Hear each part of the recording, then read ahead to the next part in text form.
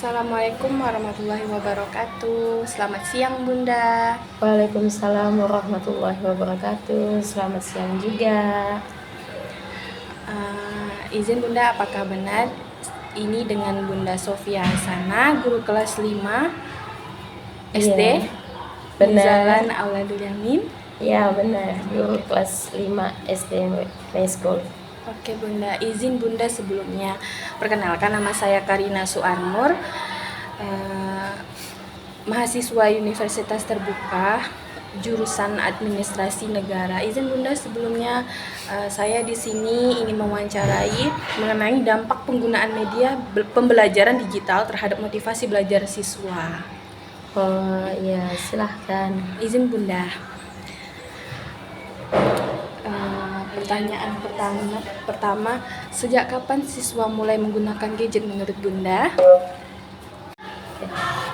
Menurut saya siswa itu mulai menggunakan gadget rata-rata sejak usia dini, bahkan sebelum masuk sekolah.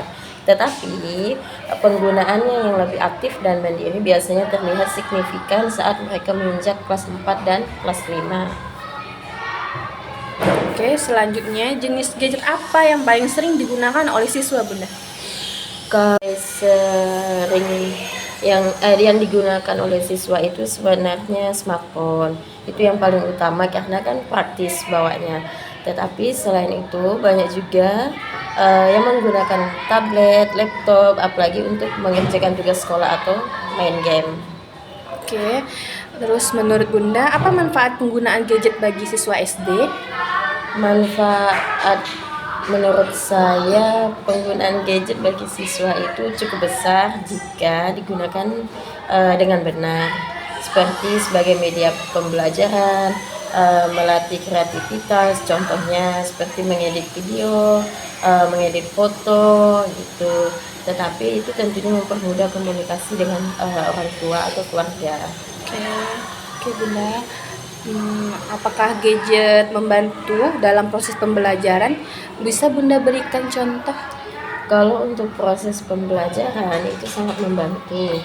Contohnya saat pelajaran IPAS, karena di kelas 5 ada IPAS, jadi siswa itu bisa langsung mencari video visualisasi tentang sistem tata surya atau tentang cahaya, terus proses pertumbuhan tanaman yang mungkin kalau diajarkan hanya menurut penjelasan itu sulit gitu. Jadi sangat membantu. Apakah siswa menjadi lebih mudah mengakses informasi dengan gadget? Kalau menurut saya iya, karena informasi sekarang kan ada di genggaman mereka, terutama apalagi gadget itu sangat membantu lah untuk mereka gitu. Terus tantangannya ya tinggal bagaimana kita mengarahkan saja mereka mencari informasi yang valid gitu. Terus apa dampak negatif yang Bunda lihat dari penggunaan gadget pada siswa? Yang paling terlihat kalau dampak negatifnya itu resiko kecanduan game. Kalau yang sudah biasa main game, terus yang sudah biasa main media sosial seperti Instagram, TikTok, itu yang paling berisiko. Selain itu karena seringnya main gadget itu terpapar konten yang belum sesuai umur, apalagi kalau main media sosial, karena terlalu lama juga tidak boleh gitu. Kayak kecanduan gitu ya Bunda? Ya. Oke. Apakah penggunaan gadget mempengaruhi konsentrasi belajar siswa? Penggunaan gadget berpengaruh atau tidak itu sebenarnya bisa berpengaruh jika tidak dibatasi. Kalau tidak dibatasi ya sangat-sangat pengaruh, kecuali kita dibatasi waktu mainnya hanya sebentar, itu tidak berpengaruh gitu. Tapi kalau kadang-kadang siswa yang tidak dibatasi pengaruh itu menjadi kurang fokus pada saat pelajaran di kelas khususnya gitu. Berarti intinya pembatasan gadget gitu ya Bunda? Iya. Terus bagaimana pengaruh gadget terhadap perilaku sosial siswa? Misalnya nih, interaksi dengan teman Bunda. Kalau interaksi dengan teman itu kan ada kecenderungan siswa itu kan menjadi individu yang lebih asik gitu. Terus individu yang lebih asik dengan dunianya sendiri, ada juga individu yang asik dengan teman-temannya. Tapi itu balik lagi ke individunya masing-masing. Tapi ada juga kalau misalkan yang saat kumpul sama teman terkadang malah sibuk dengan gadget masing-masing gitu, yang biasa disebut pubbing. Terus ada juga yang interaksi tatap mukanya kalau sudah megang gadget atau HP itu berkurang gitu. Jadi ya hanya kumpul aja tapi sibuk dengan gadgetnya masing-masing. Iya. Apakah ada perubahan dalam disiplin atau kebiasaan belajar siswa, Bunda? Karena gadget ada perubahan gaya belajarnya ada. Kalau dalam disiplin atau kebiasaan belajar siswa dalam penggunaan gadget itu, siswa itu kadang-kadang lebih menyukai hal-hal yang instan. Contoh, kalau kita kasih tugas atau apa, ya udah cari di Google gitu, bukan cari lagi di buku gitu. Tapi sisi positifnya mereka itu cepat tanggap teknologi. Tapi kalau dilihat dari sisi negatifnya itu daya tahan mereka dalam membaca buku teks itu berkurang gitu. Terus bagaimana peran orang tua atau guru dalam mengawasi penggunaan gadget, Bunda? Kalau peran orang tua atau guru dalam penggunaan gadget itu sebagai pendamping dan pengawas saja. Kalau guru itu bisa mengawasi saat di sekolah. Kalau orang tua itu wajib memantau durasinya serta konten yang anak-anak akses di rumah gitu. Tapi kalau di sekolah kan kami tidak boleh membawakan HP. Jadi anak-anak kan tidak ada yang bawa HP. Jadi tugas terberatnya ada di orang tua. Apakah ada aturan khusus terkait penggunaan gadget di sekolah atau di rumah? Kalau seperti yang saya bilang tadi, kalau di sekolah anak-anak tidak boleh membawa gadget karena masih SD gitu. Kalau di rumah itu baiknya ada kesepakatan waktu antara orang tua dengan murid gitu.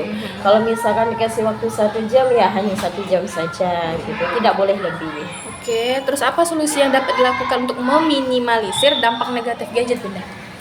Meminimalisir dampak negatif gadget itu bisa pembatasan waktu seperti yang saya katakan tadi, pembatasan waktu, memberikan alternatif kegiatan seru di luar ruangan, terus mengaktifkan parental control pada saat di perangkatnya anak. Kan sekarang kan udah bisa kita bisa kita kontrol dari HP orang tua gitu, dikasih waktu, apalagi kalau tablet itu bisa kita kasih waktu gitu. Jadi tidak atur ya, Bunda? Iya, diatur waktunya. Kalau sudah habis waktunya maka tabletnya akan terkunci sendiri. Oke, menurut Bunda, apakah gadget lebih banyak membawa manfaat atau dampak buruk bagi siswa SD?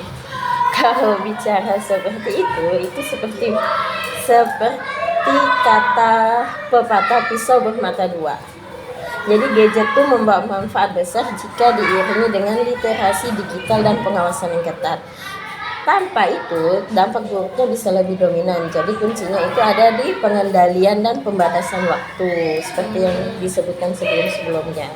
Oke, pembatasan waktu ya. Harapan Bunda terhadap penggunaan gadget pada siswa untuk kedepannya itu apa, Bunda? Harapannya siswa lebih bijak lagi dalam menggunakan teknologi, lebih beretika lagi dalam menggunakan teknologi, tidak membuka konten-konten yang belum sesuai umurnya gitu. Jadi gadget itu harusnya menjadi alat untuk membuat mereka itu lebih cerdas, lebih kreatif, bukan justru membuat mereka itu malas dan kehilangan nilai-nilai sosial yang biasanya. Oke, baik Bunda.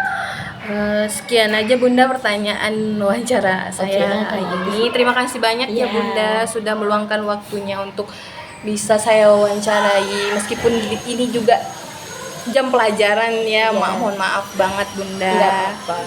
Terima kasih banyak Bunda. Ya. Wassalamualaikum warahmatullahi wabarakatuh. Waalaikumsalam warahmatullahi wabarakatuh.